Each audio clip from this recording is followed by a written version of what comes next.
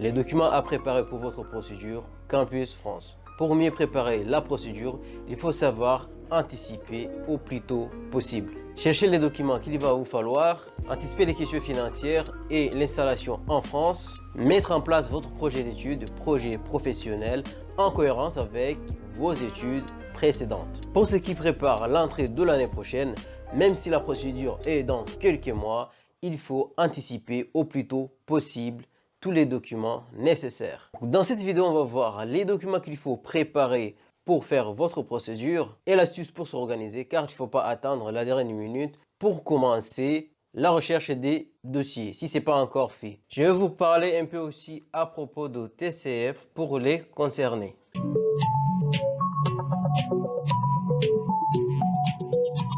Avant de commencer par les documents qu'il vous faut pour la préparation de votre procédure, je vais d'abord commencer par l'astuce qu'il vous faut pour vous organiser. Pourquoi ça m'est venu de la tête de vous donner une astuce pour vous organiser? Parce que j'ai dû remarquer que beaucoup de gens, en fait la majorité, qui préparent leur dossier à la dernière minute. Beaucoup n'ont ni CV ni lettre de motivation. Ils ne savent même pas c'est quoi un projet d'études ou un projet professionnel, alors qu'il est important de savoir son projet d'études et son projet professionnel et savoir les expliquer.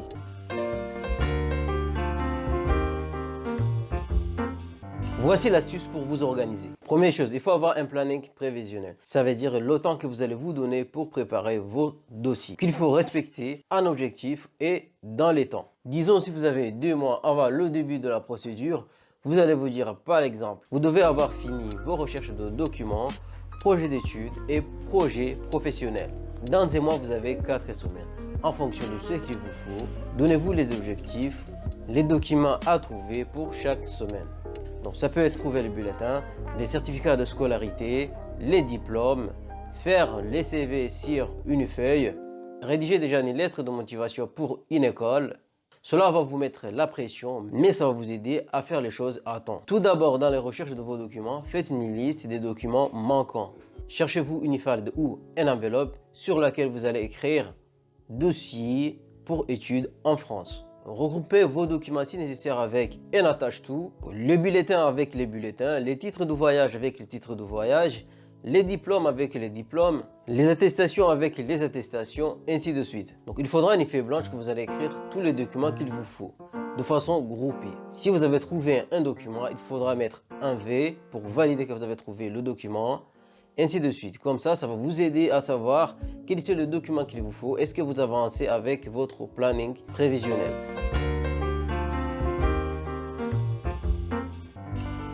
Voici les documents à prévoir pour votre procédure études en France.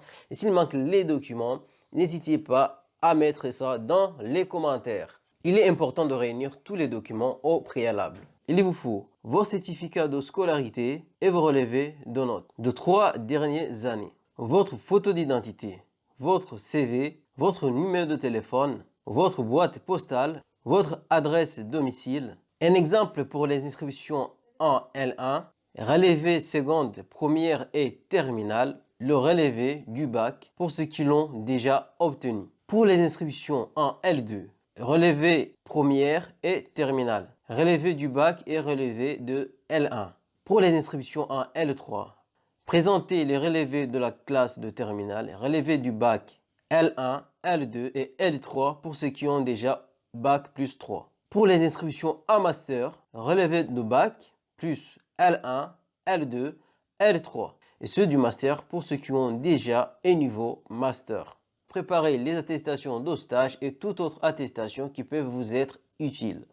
Préparez votre pièce d'identité recto verso et pour le passeport, les 2 premières pages devront être scannées. Préparez le certificat de scolarité pour l'année en cours. N'oubliez pas d'homologuer vos diplômes si vous avez obtenu les diplômes dans un pays qui est différent de là où vous allez effectuer votre procédure Campus France. Donc, si vous travaillez, préparez aussi votre contrat de travail ou un certificat de travail. Donc, il est important de montrer que vous êtes une personne active. Préparez aussi les attestations de stage.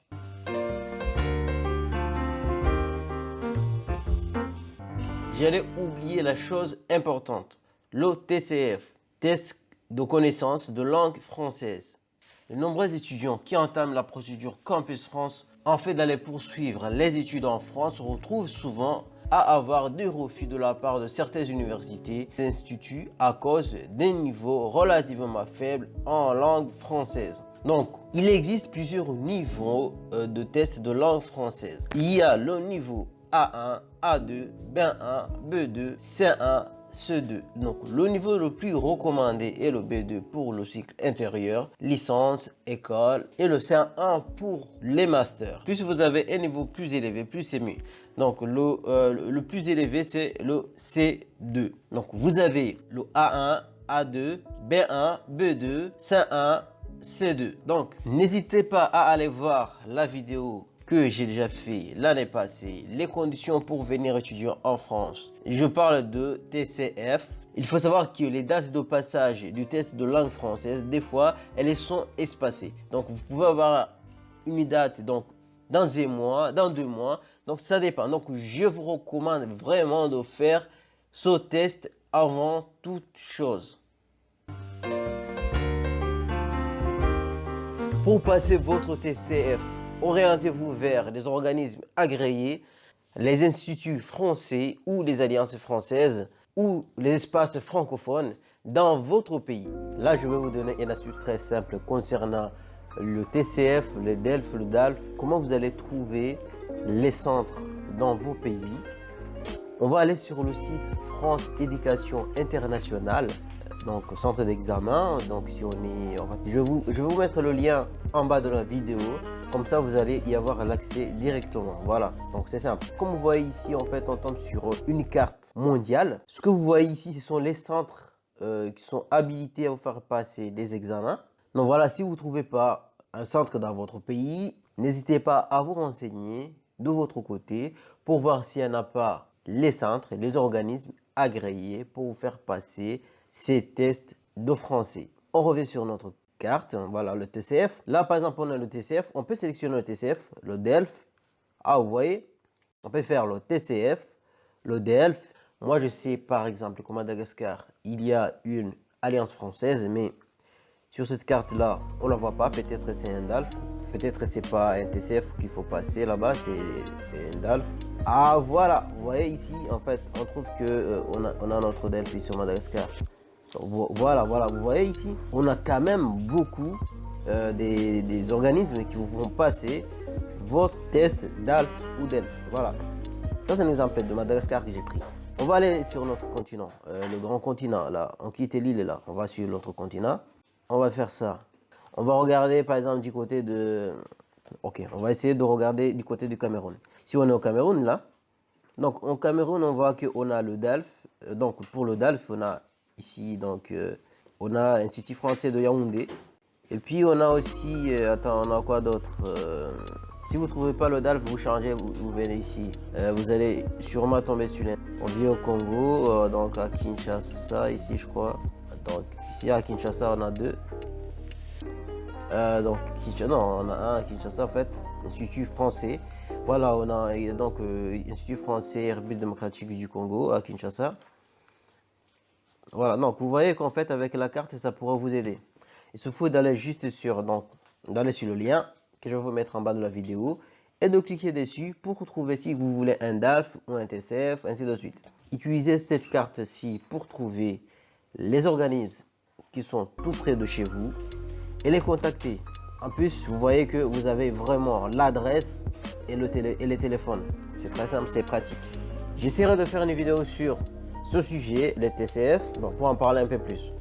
N'hésitez pas à revoir la vidéo et à regarder d'autres vidéos. Abonnez-vous, likez et si vous avez une question, mettez ça dans les commentaires. On reviendra vers vous pour répondre à cette question.